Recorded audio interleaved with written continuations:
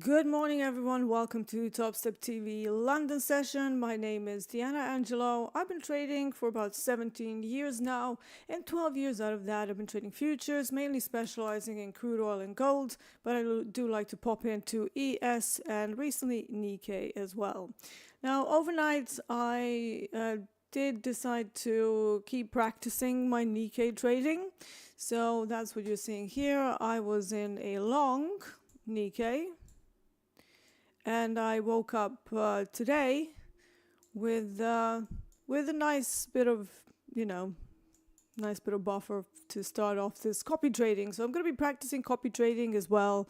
I'm not hugely in favor of copy trading, but yeah, it's one of those things where if you are a new trader, if you don't have a good idea of consistency, it's probably best that you focus just on one and see if you can get that to payout stage and then maybe consider adding to that.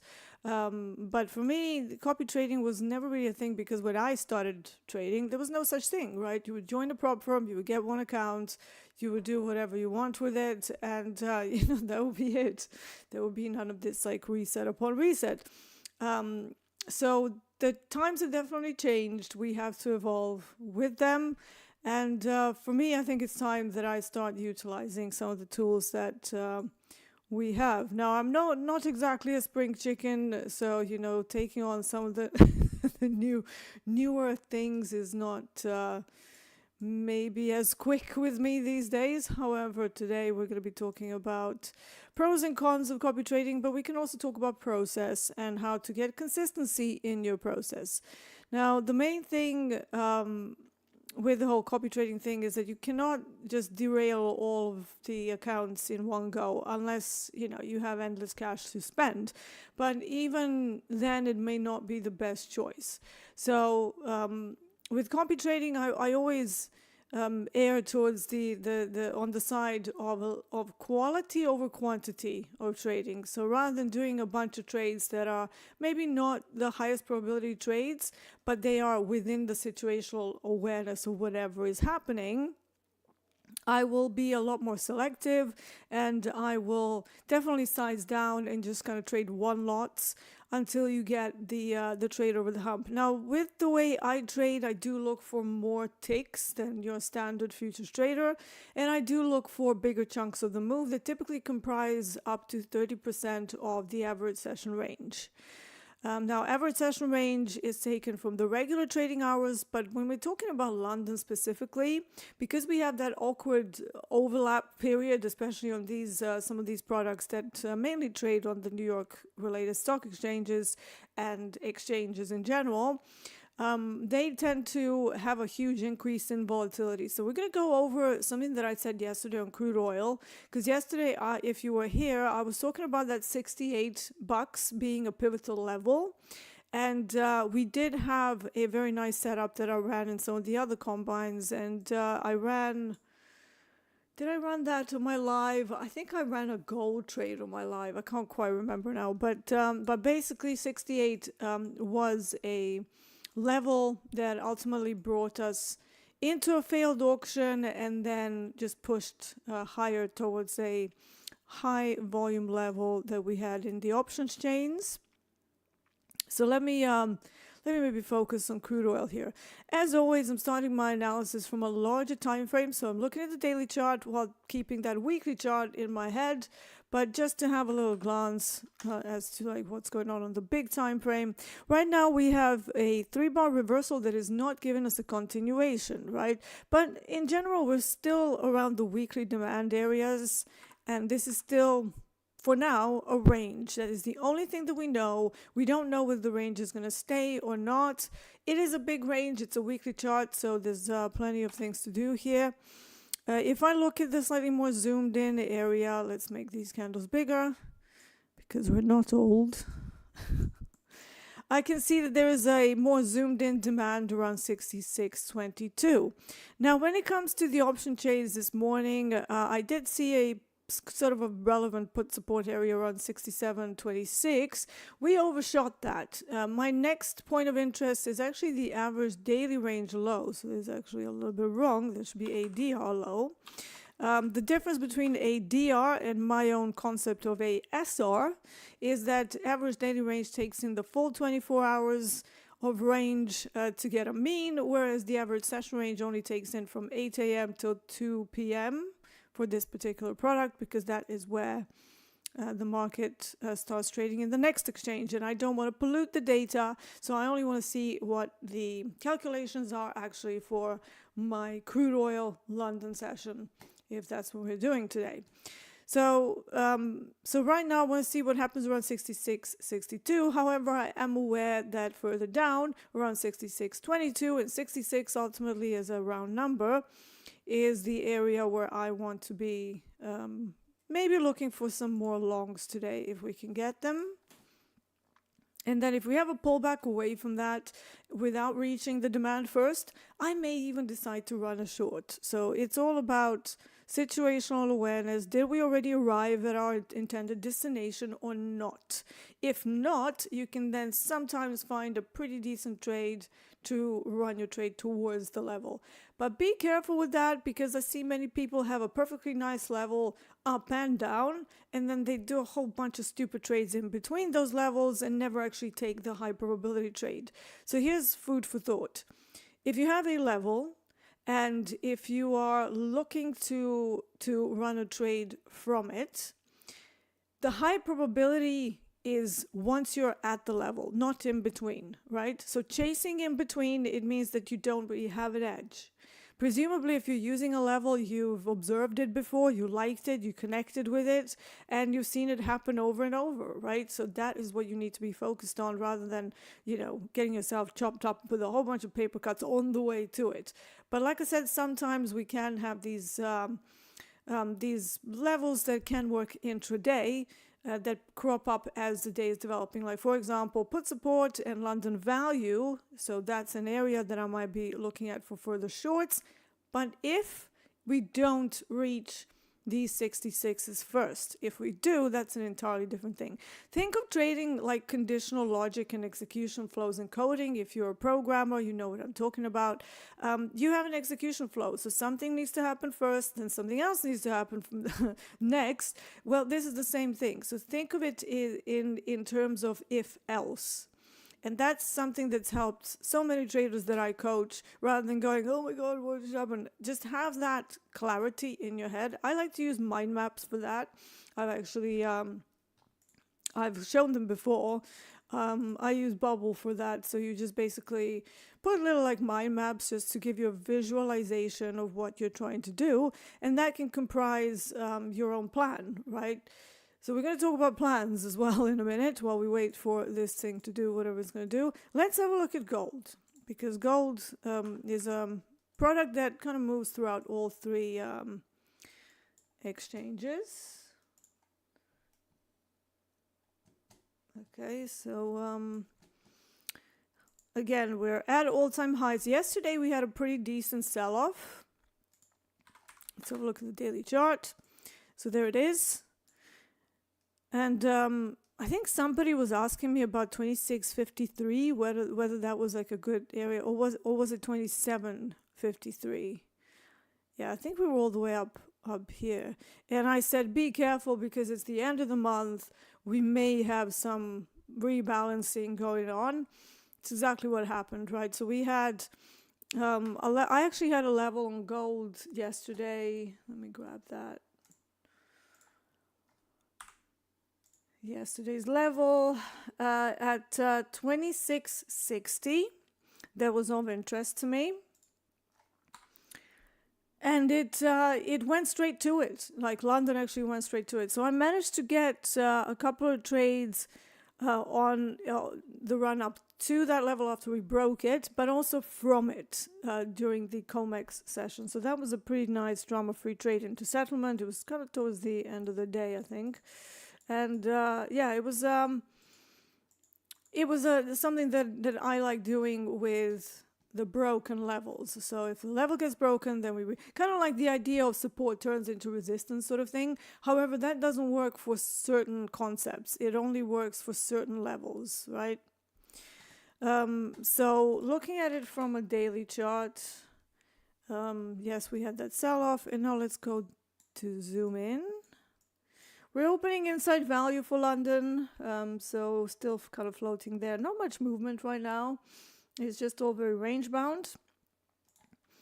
We're sitting above overnight VWAP, which might mean that, you know, some people are maybe plowing into some longs overnight, because that's what Asia did.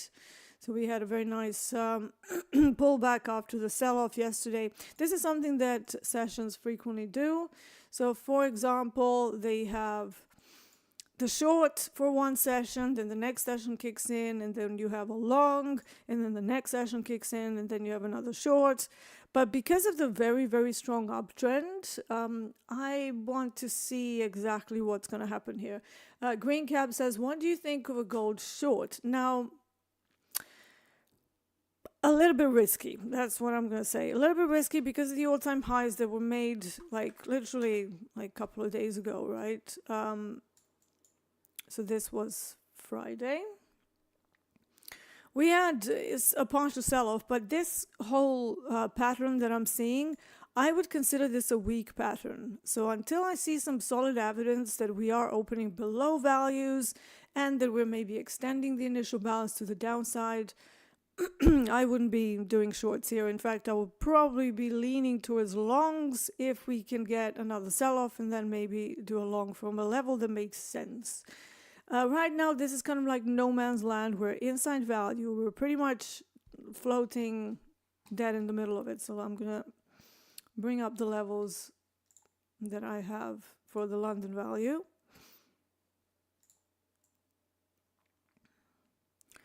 So 2660.8 is London value. Let's change this to a solid line and maybe purple because that's how I like my values to be displayed, and we also have that color in the blood tick indicator. Then the value high is 2678.2.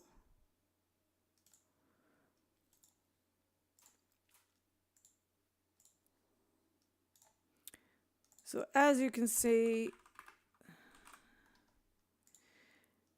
dead in the middle of it, sort of. So yeah, it's not a good trade location, right? So it's terrible. The open was this candle here, and we haven't even exited the initial balance, and that's always a bad sign. So we need to see some commitment, we need to see some movement, some volume coming in. We don't have any of that right now. I mean, volume is absolutely pitiful for now. So gold wouldn't be my primary choice until things pick up a little bit, maybe a bit later. This is also why we don't do the London Opens straight on the dot, because nothing really happens. So we'd be just sitting here watching paint dry until we wait for levels that never come, and then that will be it. Now, obviously, gold trades on the COMEX exchange. That is its main regular trading hours. So, you know, obviously a lot of the big moves are going to be belonging to that particular session. So let's see if I can just mark up my initial balance here, and then we can keep an eye on it. Yellow rectangle for the initial balance. So if we exit outside of this, then we can start figuring out whether we maybe have a failed auction or whether it wants to reject value. We'll see what the hell's going on. Now, when it comes to the value rejection setup, we actually have a pretty good one. And it's a lower probability trade because whenever you open inside value, inside balance, it's always statistically possible to go into a range-bound day more than anything. Now, if you have a look at the 30-minute on crude oil, oops. So let's make that bigger.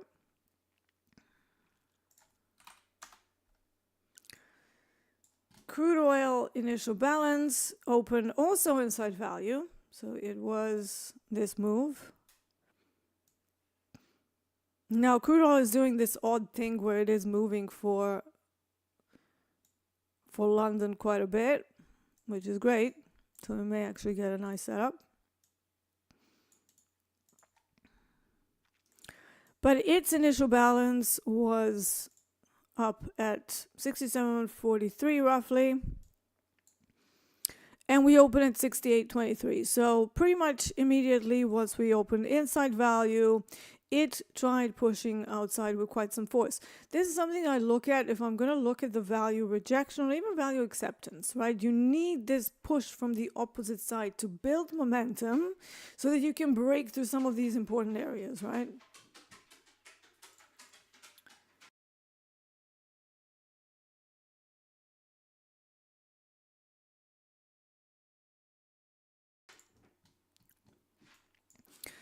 And when you get the value rejection, you then have a directional day.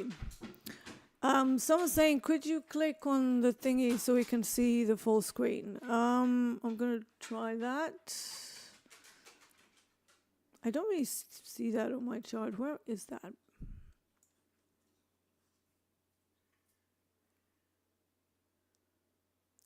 Oh, I see. Okay. But this is the full screen. I don't think that's what they want. Is that what they want? Full screen? Like that?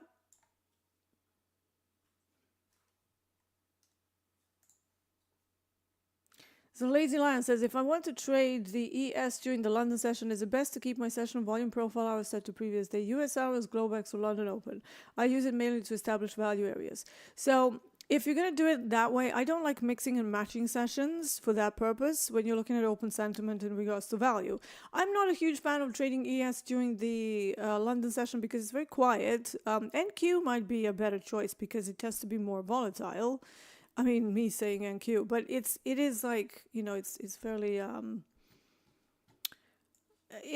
liquid, but it's not as crazy as it is for the New York session, so it might be an okay choice. But ES, I find that it's very sluggish, and we want to go where momentum is. You don't want to be watching paint dry, okay? So ES, for your question, I would say you can effectively calculate from the previous day's session. So if you're trading London, I usually calculate my value areas for London from 8 a.m. till 2:30 p.m., which is my time for the London session before the New York exchange opens, right? We've actually done loads of testing, loads of algorithms around it, and that seems to be a better, more accurate way to read the value areas from London. If you start mixing and matching things, like if you take the overlap into consideration and then you take the first 2 hours of New York, what's going to happen is that because the New York is so big, most of, especially goes for the volume value, the volume will be so large that it's going to trump whatever has happened during London. So you're not going to get London specific values. And that's what we're here to do, right? So if you're mixing different players, that's a whole different ball game. And really that's something that you may want to look at for swing trading, but not for this sort of purpose. Absolutely not. So that will be how I do things. It will be, again, it's not like any kind of advice, it's just what's worked for me. And we do have some stats to back that up. But again, try it for yourself, right? So calculate it just from the London, shortened London as I like to call it.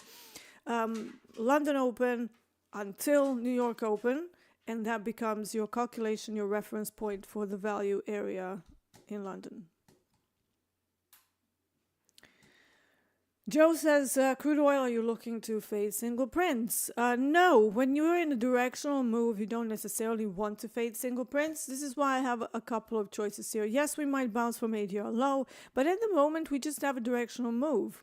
Fading single prints is actually pretty dangerous. Even though it may happen, a higher probability trade would be to wait until, let's say, this overnight VWAP at some point aligns with this put support level that I had before as a level of interest for today, which I took from the options chains. And then we can look to fade this on the back test, right? So when we go up and retest the put support area, hopefully I'll have VWAP around there as well at that time of day. That becomes a high probability short.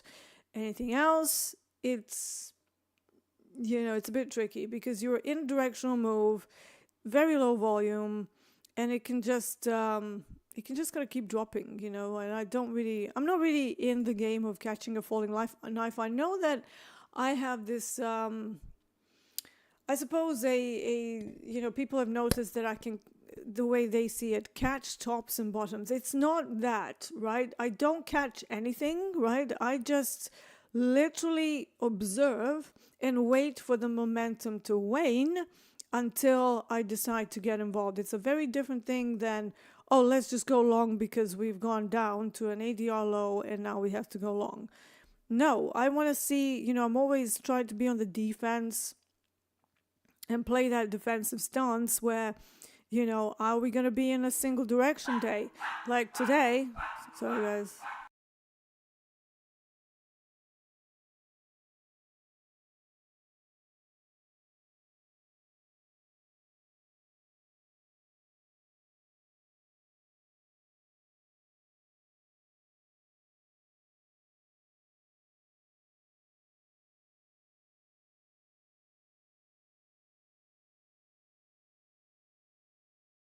Okay, I'm going to have to go deal with the dogs. Just give me 1 second.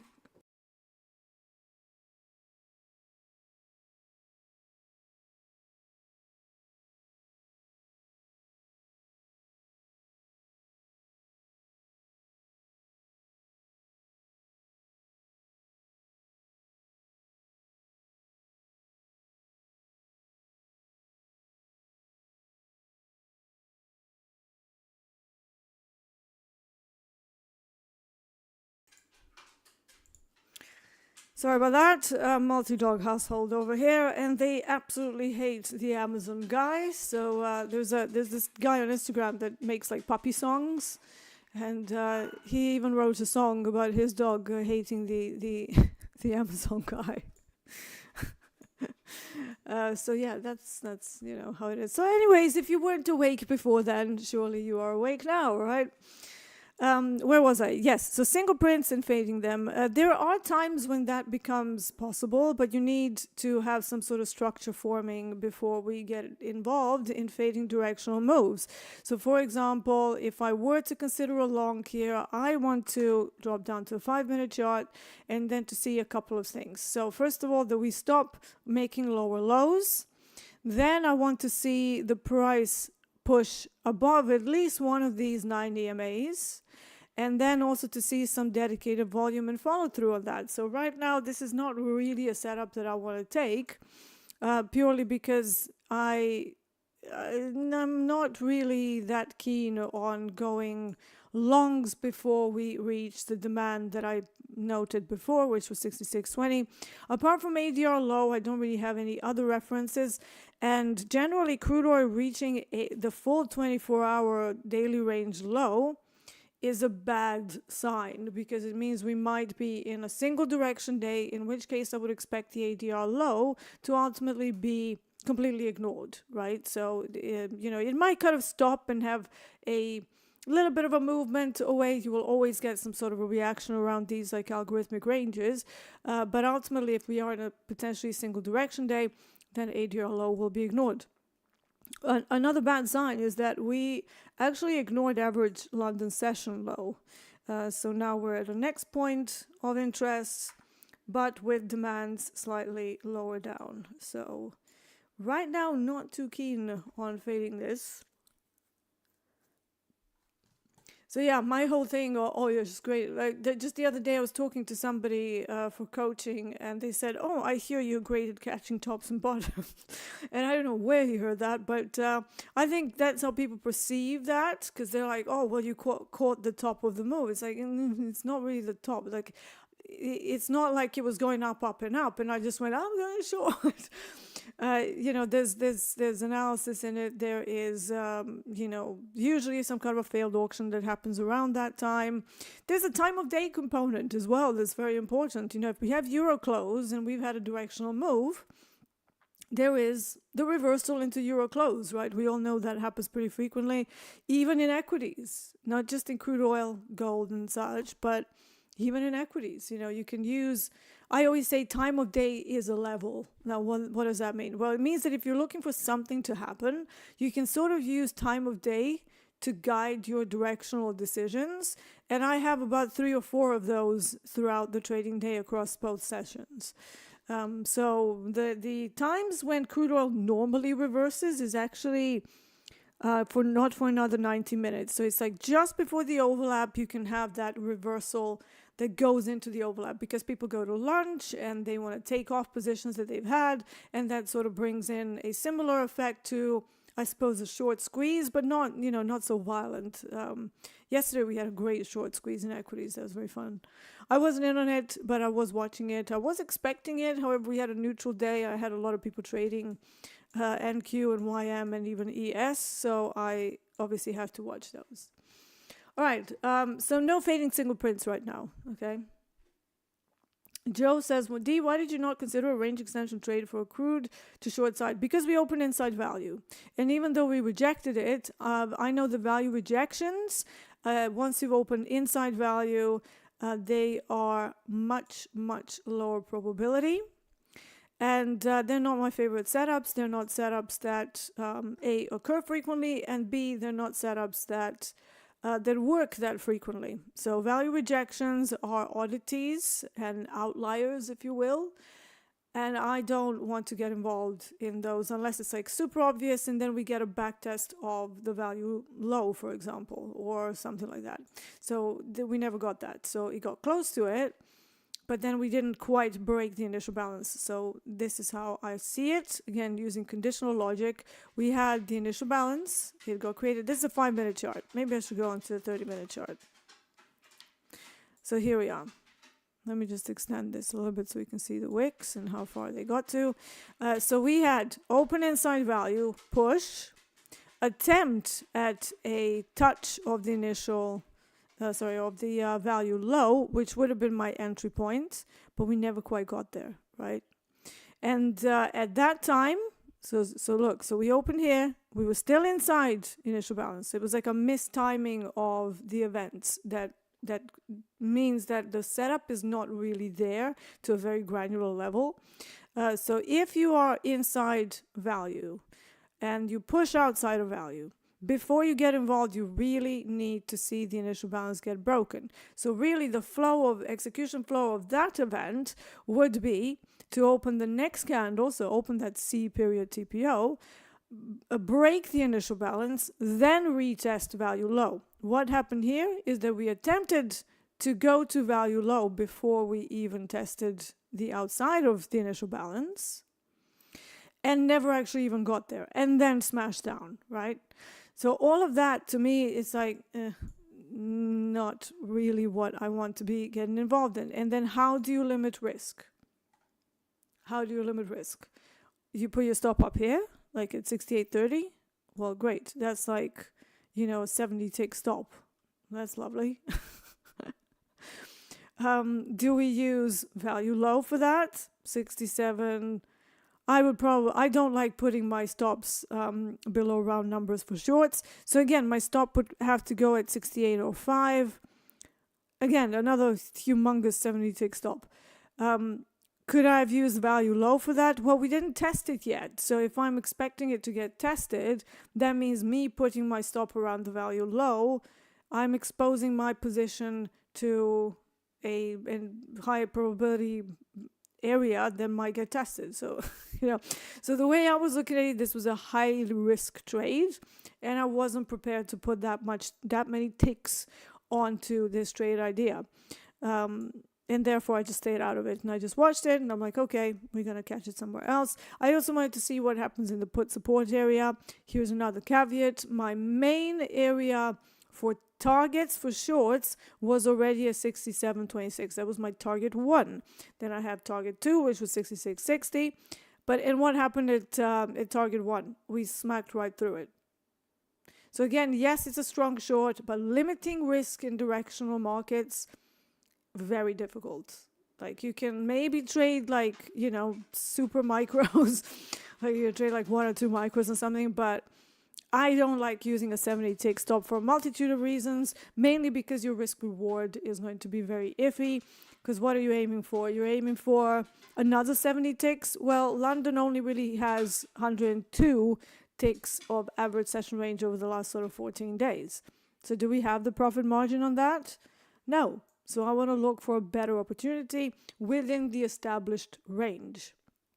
That's why I don't usually just jump on things, because there's a selectivity to the process, right?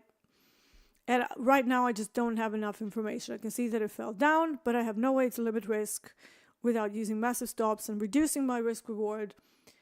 And what do we do here? We're risk managers, right? So what does it mean when you have to increase risk and reduce your reward? It means it's not a good opportunity, right?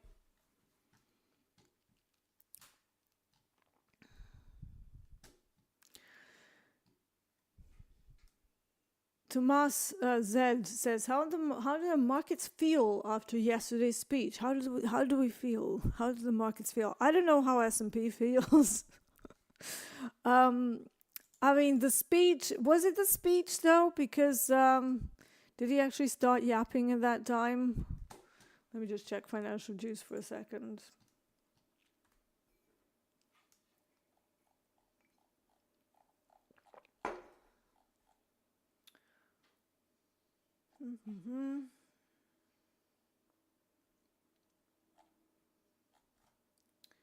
Right, I need to go all the way back because Financial Juice has a bunch of news. Yeah, so Powell only spoke very late, like he spoke an hour. If I'm seeing this right, he spoke like an hour after the close. Oh yeah, there was the Q&A as well. Okay, that was earlier. And let me see. Yeah, that was around about the same time. Right, so for me, the way I'm looking at this, let's have a look at ES now.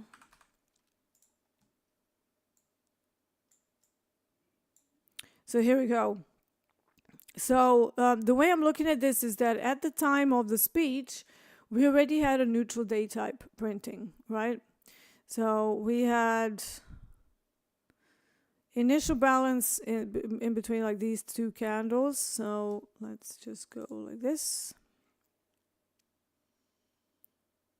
This was the initial balance. And then it went higher, failed the auction, went all the way lower, and then just smacked back up. I'm just going to see whether we had some levels there yesterday. Ha! Okay, so I'm going to show this for just for 1 second on my other charts, because I have a little backtest mode there. So something of interest, right? Just for a second. So this is the average daily range low. Look at where this thing turned around.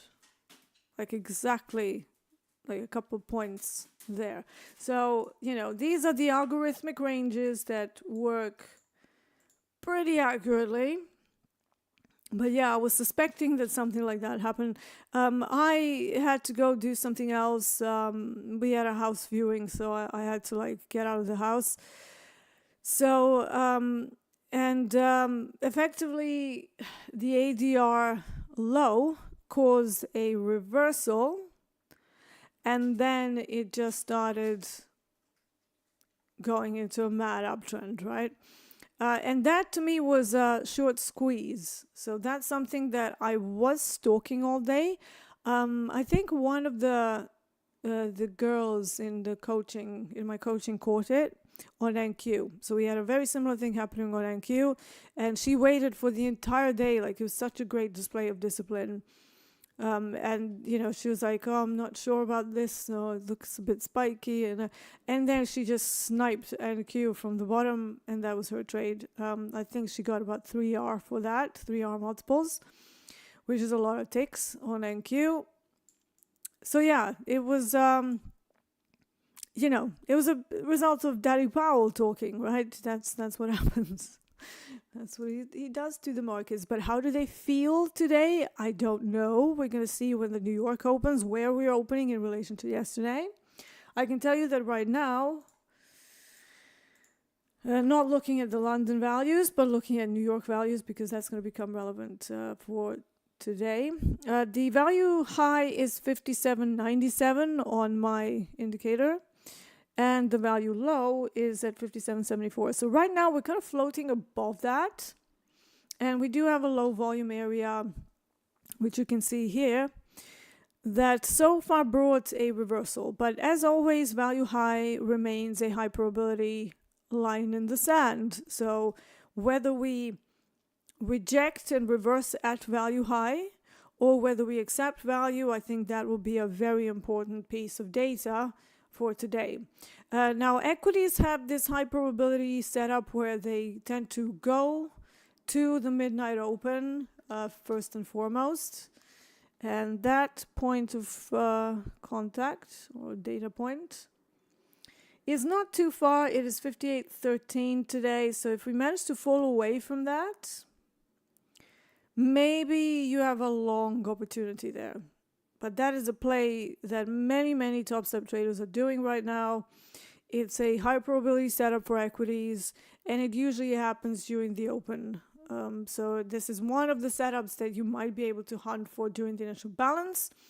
Otherwise, initial balance trading is fraught with difficulty in general.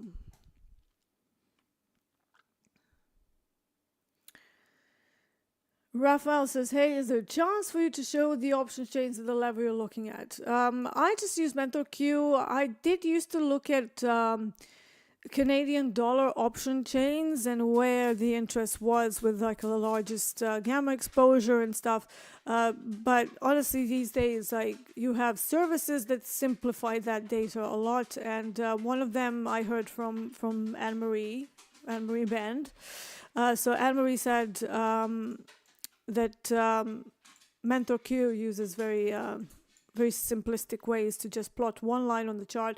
Now, one thing you're not going to get there is intraday gamma flows. So sometimes that relationship can change intraday, especially if you're around areas where gamma exposure flips from negative to positive. So you won't have that in real time. So for that, you might, if that's what you want to look at, you might have to look at the actual options matrices and chains. But yeah, for any kind of orientation points, you can just use, Mentor Q or similar. I think Nick for a tick uses TraderAid, I think it is called. Like, I'm not 100% sure of the name, but he has shown it before. Like, you can go to watch Nick's segment. So he does the Globex Open every Sunday. So you can have a look at what he uses. I think he's mentioned a few times, actually, the service that he uses. So what is the crime? Wants to know, are the indicators on your CL chart on Topstep? Are they my own indicators? No, so these, we don't yet have indicators for Topstep X. So we're actually working on Ninja indicators at the moment, but I do have my own charting platform, which you used to see back in the day before we had completely migrated to Topstep X. So, if you remember back in the day, I used to have my own charts. They used to be like black and stuff, but I still use them. They're still, Blatic SD. If you want to see more, you can actually go to my channel. And I did do some weekly strategy videos, but then I didn't feel very well for the last sort of couple of weeks, so I'm kind of laying off of that just to try and get myself back to full health. And yeah, so those indicators are Blatic indicators. It's my company, so I wanted some very specific things from them, and I worked with software architects and 2 software developers to get the indicators doing what I want them to do. And one of them is that backtest on the chart that I briefly showed. Jesse James says, good. Yeah, otherwise these levels, they are taken from that platform, and then I just plot them on Topstep X manually. This is what I do every day. It does take a little bit of time, but it is what it is. I used to be a spreadsheet Excel queen, so it's not like I'm a stranger to plotting my own levels on the chart after I've calculated them elsewhere, right? It's just, and I am a bit old school, so I do like tinkering like that with utilities. Jesse James says, good morning, Dee. How's your day, I suppose? How do you treat imbalances aka fair value gaps, throughout the day, especially with their reverse. Thanks. Well, if they start to chew into the single prints, which is what the fair value gaps are, it's very similar concepts. Actually, it's the same concept. Large moves that sustained outside of a particular reference area. I would treat them like potential zones where if we start to build volume in it, that is relevant, right? If we start to reject, so I will look at price action and tape to see whether the opposite, let's say that we run into single prints on crude oil, for example. Yeah, you see that those shorts are so strong, they're just overshooting.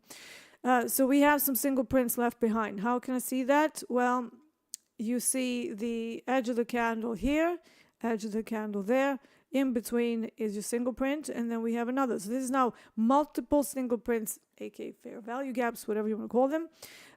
So one thing that I look for is how the price behaves upon the test of them. But if we have multiple single prints and we do go into a single print fade, and I'm not in on that, what I will look for is the second set of single prints as a potential reversal area.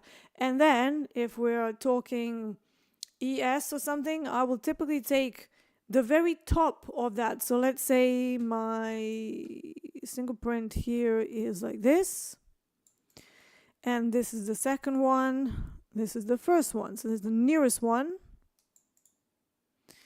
Anything outside of this, it builds structure with the previous candle, right? So instead of having one TPO, you have two TPOs, and then a gap, a cave, then again 2 TPOs, then another cave, and then we go into the initial balance that also had its own single print. But I dislike using single prints from the initial balance because they are not that great, and I found that there was not much edge. It's only once we leave the initial balance that I become interested in them. But again, that's a matter of personal preference, right? So how would I approach this? Let's say that I'm looking at a single print fade. I will not actually get involved in this one. However, I want to see how we behave with the second one. A couple of ways of doing it. If the price tries to go inside the single print, the second single print, and then reverses, that means we have a rejection of the single prints, and you can run a directional move on a pullback, okay? If that doesn't happen, if we push with quite some force, and then we keep pushing and building volume, I may look at the fade of that, again, if I'm not in, but usually if I'm doing ES trades for power hour, I will be in for both sides, because some sort of a short squeeze is happening or something, and then you have enough power to push through them. So 2 ways of doing it. If you're not in on them and you don't get that rejection, that would be the first choice, so rejecting the single print. I would look at the top of the single print for the next data point where I want to short again, right? So all the way to the top, not like in the middle, but the top. So that's how I approach them. However, when it comes to nearby single prints, if I'm looking at a reversal, I want to see similar. I don't want to see a selling wick resulting from that area, and I certainly don't want to see a whole bunch of sellers with big bubbles on bookmap stepping in. So you know, that's matching tape with whatever else you have going on. All right, so we've almost got to that demand area. Just gonna try and scan to see whether we can actually find some trades, but I mean, you know, don't want to force trades. This is the thing. I really don't.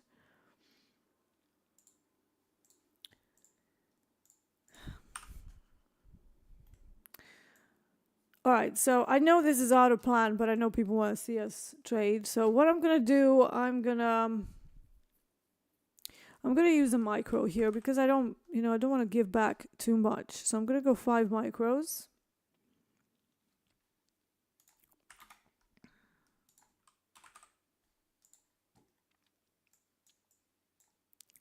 Now these markings are from another day, so I'm not really interested in that.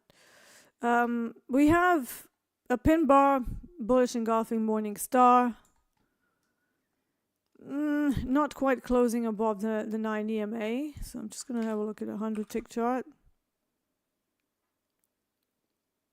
All right, let's try 5 micros here. And I'm going to use a 35 tick stop.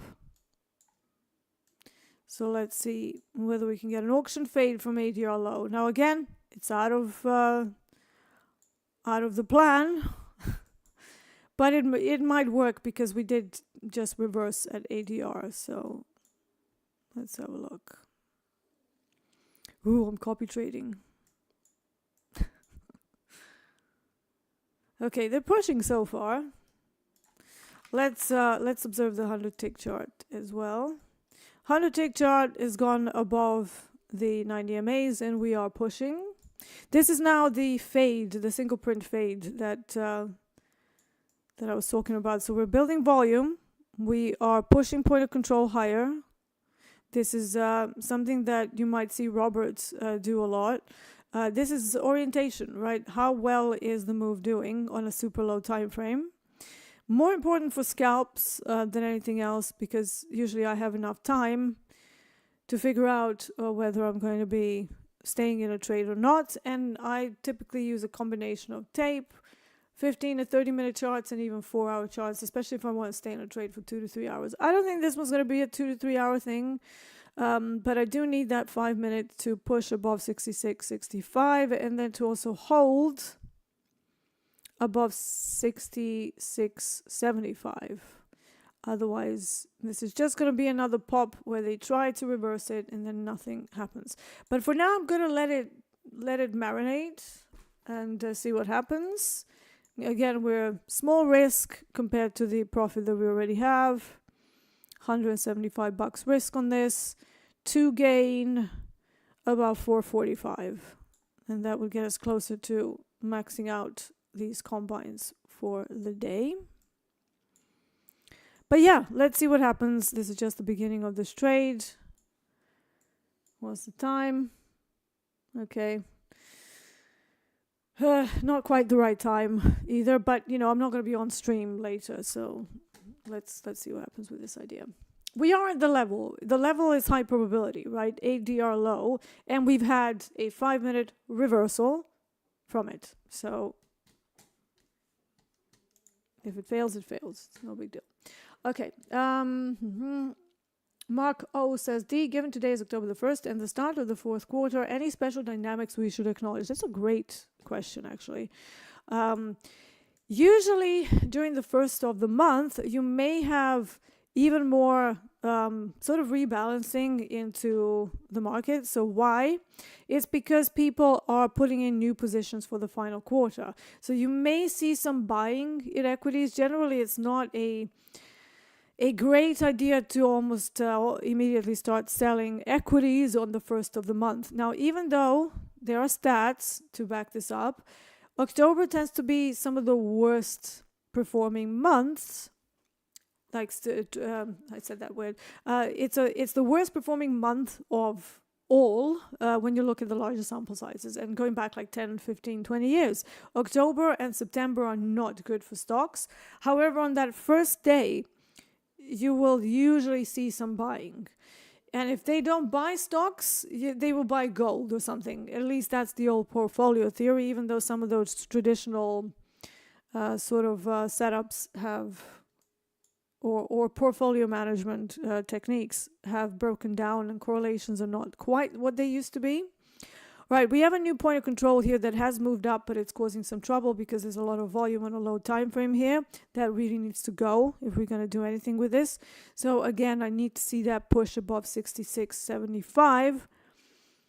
Otherwise, this is just going to float here and do absolutely nothing, or even, go further down to that daily demand that I was looking at. But, it's worth a shot because, again, ADR low is a high probability setup. There is some reaction from it. And in the last sort of 15 minutes, 10, 15 minutes, we did not make a new lower low. So that remains something to watch out for. My entry is around the round number as well. So it's 66.56, which is only a few ticks away from 66.50, which is what I'm thinking that they are getting involved here in. I have Bookmap on my other thing. So far, not that great. That point of control was almost like a wall. You can even see the supply. And like I said, it is an out of plan just so that we can have a trade, maybe to talk through. But so far, point of control is causing trouble. Not good. Um, so to go back to Mark O's question, I think the biggest thing for Q4 is going to be the elections in the US, right? That's the biggest thing that's weighing on everybody's minds, because every time there's elections, there's going to be a whole change of regime, effectively, right? So we're going to see new people. They said that they're going to maybe, didn't Trump say that he might keep Powell? But every time they change that, the Federal Reserve chairman gets switched out. Suddenly a whole bunch of new policies are introduced and everything starts changing. So that is a huge uncertainty for this year. And I think next year we're going to have an easier year. This year it's all been about the elections and geopolitical risks and how this is going to be. And then Trump attempted assassination. Then Biden quit. And it's like, so can we get anything else happening this year? So yeah, it's been kind of pulling on both sides, especially on crude oil. They just didn't know what to do with it. It's like we have an oversupply, we have an undersupply, but we have all of these geopolitical risks that are just keeping everything very range bound. So yeah, I'm guessing once the elections are out of the way, we might have a slightly easier time with momentums and less ranges, even though ranges are they're pretty frequent. But yeah, this year I think it's been pretty challenging for equities in particular. All-time highs, all-time highs, all-time highs. But everything else is sort of falling apart. And then we go into a huge sort of pullback, which was healthy, but not very easy to trade because everyone's like, well, I'm a purple bull now. And then just as you switch to that idea, it starts to fall. So I've been watching people trade equities and struggle with it. Even the Topstep, house account, like Jack said, oh yeah, if only we have, if you had longed 5 lots at the start of the market, we would have made $500,000 in the space of whatever it was, like a month or something. And then didn't we try that? We tried that, right? So it's like, okay, so we had some stats to back this up. Jack looked at like 3-month stats, but then the market changed. So it just shows you that you can't really rely on a 3-month sample size. I prefer to look at 6 months, 1 year, 2 years, 5 years, and then to figure out whether that strategy actually has merit over very long sample sizes, especially if you're going to do something like open up a position and then just let it run. So for me, 3 months, not quite enough sample size. But at the time, that's what the markets were saying, right? We were reaching all-time highs or every day. And literally what was happening, the market opens and just shoots up. The next day, market opens, shoots up. The next day, market opens, maybe sells off a bit, but then shoots up eventually. So naturally, if you're observing and you see that for 3 months, you're like, yeah, let me try longs. Just as you change your mind, it's almost like, they can read your mind. It's the herd mentality, right? As soon as everybody plows into one side and starts thinking, oh, maybe I should be long, that's the time to start doubting whether everybody else is long. How does MP say it? Everybody and their mother is long. I want to be short. There's definitely something in it, I know he gets a lot of stick from everybody, but MP he's an experienced trader. He's been doing this for 25 years. And he has been in the pits. He has made a ton of cash from trading. And it was in the pits, so he's not necessarily an electronic trader, right?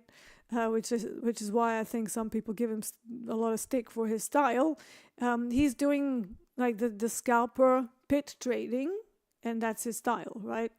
But he knows a lot about the markets. He knows a lot about risk management. He knows what he's doing. Now, when it comes to executing that successfully, that's a whole different ball game. And we all have things up in our head that creep up. No matter how many years you've been doing this, you will still be affected by that. But yeah, he's very knowledgeable, and some of the stuff that he says about trading, you should definitely listen, right? All right, let's see. How far is your look back on your ADR? That depends on whether we had an outlier week or two, or whether we are in sort of a normal week. Now, that is an observational thing for me. So I know that statistically over the last sort of couple of years, we've had crude oil in the ballpark of about 180 ticks per day. So that is the historical mean. Now, if we go back even further than that, that number actually increases to about 350 ticks per day. And then during COVID, it went a bit nuts. So that kind of skews data over the last 4 years a little bit. But when it comes to the outliers, I will see whether we are over those 180 ticks or whether we are under. And if we are under, I will typically use 10 to 14 days. But if we are in an outlier week and we had like 2 weeks of just crazy movement, I will actually smooth out my look back period to 40 days. Whole 40 days to basically avoid the outlier weeks having too much of an effect on the ADR. So that can make your ADR levels more accurate, if you will. So effectively, if you were to code that, you would have an exclusion condition if ADR below and number, use 14. If over, use 40, right? Nestor Ramirez says, Deeyana, I'm liking sells on NASDAQ. Again, careful with selling today because right now I can see ES is above the value for now.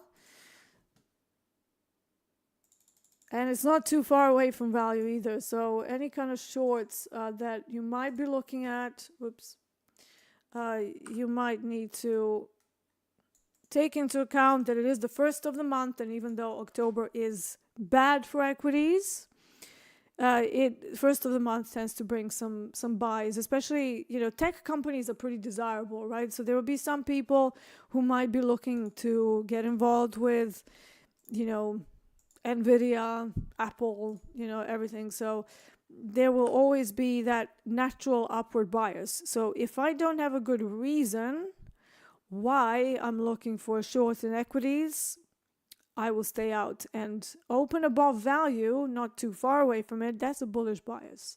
So only if the ES and NQ both accept the value, that might be a choice. Until then, I will be very, very, very bullish biased. Maybe until at least tomorrow to see, to get that first day out of the way. And let's have a look at NQ for a second.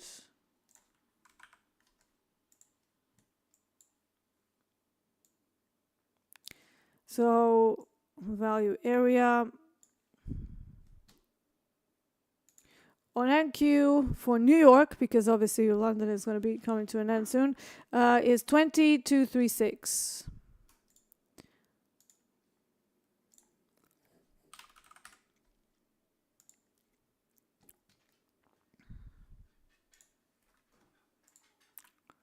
That's New York value, right?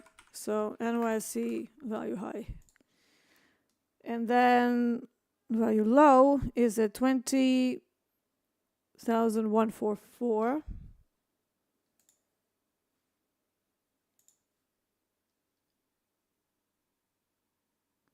So as long as we're opening above value, that is a bullish sentiment because we're not opening with much of a gap.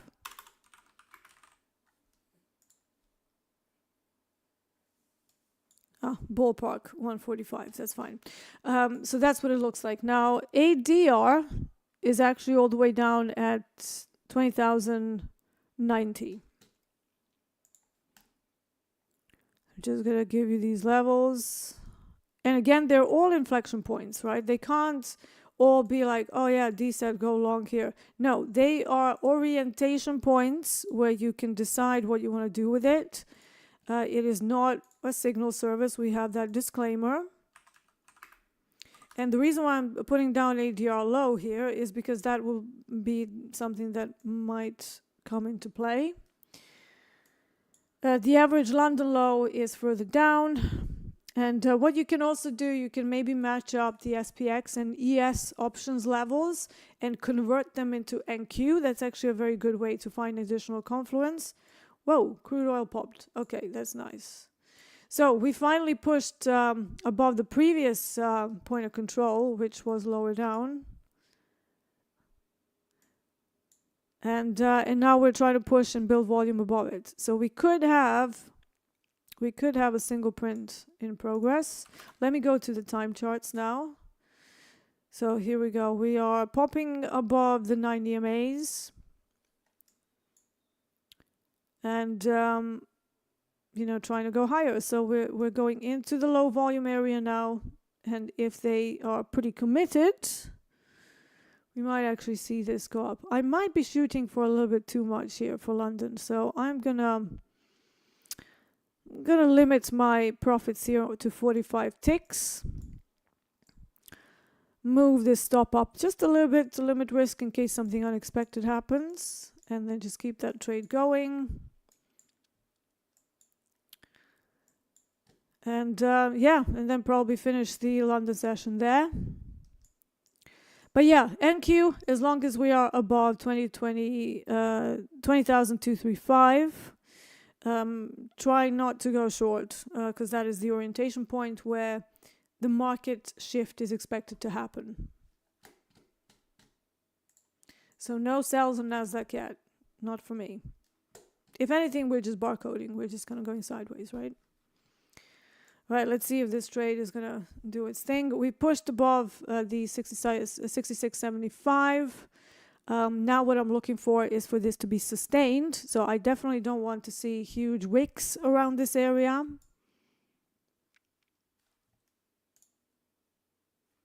I'm just talking you through the trade. Now, what I like to do, I like to start doing my OODA loops, my OODA loops, where I start flipping through different time frames to keep a pulse on what's going on. So on a 5-minute chart, I can see that there's still some supply and still some sellers that were here before at 66.75. That's why I said we need to break and hold above that.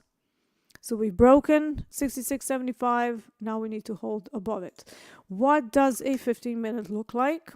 We have a potential for a 3-bar reversal. However, this 3-bar reversal is called the 3 inside up bar. And generally what happens is that once this candle finishes, that is most of the move that you're going to get at that time. So it's more of a scalp based on the reversal pattern that I'm seeing and something that I tested statistically. However, on a 30-minute chart, we have a good chance of ending as a bullish engulfing and going into a full single print fade of that first single print set. And because this was a pretty big move, I'm not going to be chasing it all the way up to the second one. However, if we do get to the second area at the top of the single print, which is now also overlapping VWAP at 67.35, that could be another short at some point. But at least we got some movement, right? Now with the D-style trades, the way I do things, I will hold this for at least another 15 minutes or so. My average trade time is usually 45 minutes, but I have been known to hold swing trades for like 4 hours at a time without a problem. It just depends on the type of the setup, type of a day we have, and what the expectations are. So right now we're in a directional move. I'm not super keen to hold this forever, which is why this is more of a scalp. Okay, so now I have a 1-to-1 based on my original target, based on my original stop loss. And I'm actually going to take that, even though this might keep pushing. So let's just see how it reacts here. 37 ticks. Okay, that's fine. That's enough. So we added a little bit of profit on the day up to 895. Whatever happens now, I'm cool with that. I basically got a little over 1-to-1. It's a dangerous move because we're going against the directional market today. So again, the ADR low did give us that reversal that I was looking for. Whether it's going to be sustained and whether the overlap does something weird with it, as it usually does, that remains up for discussion, debate, context, and all that good stuff. But yeah, watch out what happens around this overnight VWAP. That is the next area of interest for further shorts. But at least I managed to add a little bit of cash on to this copy trading practice that I'm doing today. And we'll see how this goes, whether I can get some more XFAs out of it. Not rushing, I'm not rushing to pass it in like 2 days or anything, but sometimes I do, right? You've seen that happen before. One day goes well, you catch a big move, another day goes well, and you get new XFAs. But you don't have to pass it in 2 days. That is not recommended. And in fact, when I was first dealing with combines, I was usually passing within like 6 days was my mean average. So 6 days to reach target. And then back in the day, that they had like this additional 2-day thing where you had to trade like a minimum of 7 or 10 days. Again, Topstep back then was a very different product, and they've gotten better and better. Now, the reason why I'm on 50Ks is because right now, with the reduction or removal of the daily loss limit, we now have like 3K to play with, right? Targets are much easier, and if you have never reached a payout, I would highly suggest a 50K rather than shooting for 150K, because 150Ks have a big DTR, drawdown to target ratio. So they give you 4.5K of drawdown, but you have to reach twice that.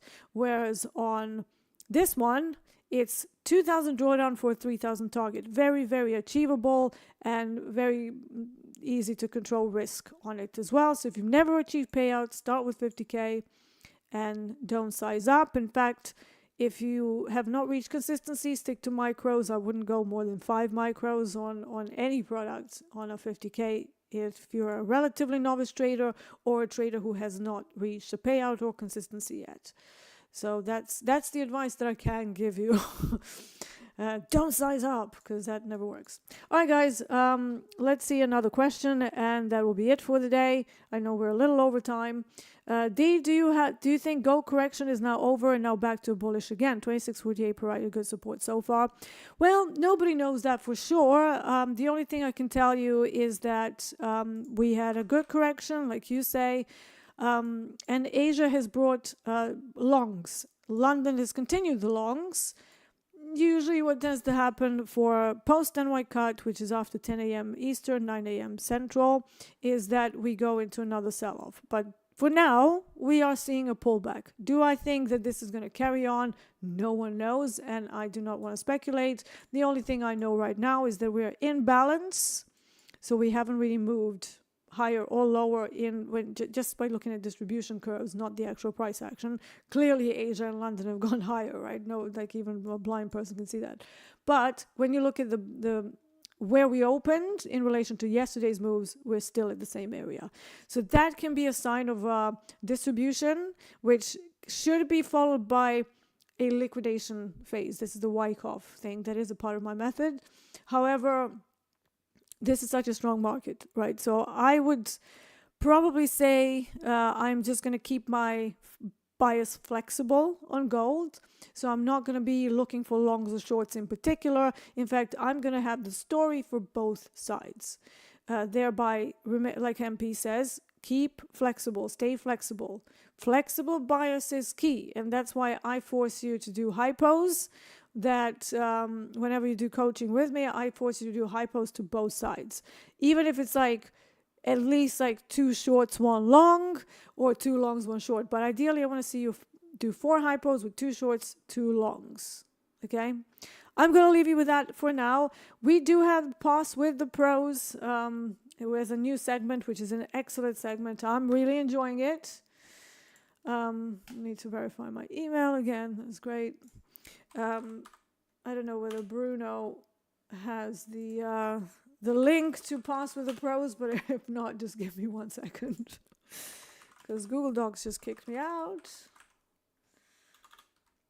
I was logged in and everything, and then now Google is like, I need a code. Give me a code. Are you a robot? All right, let's see.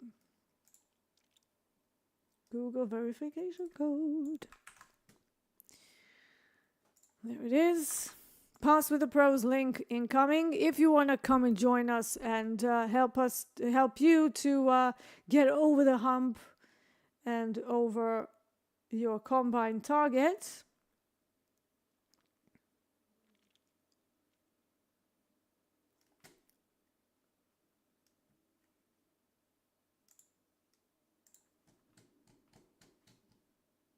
Here we go. Pass with the Pros.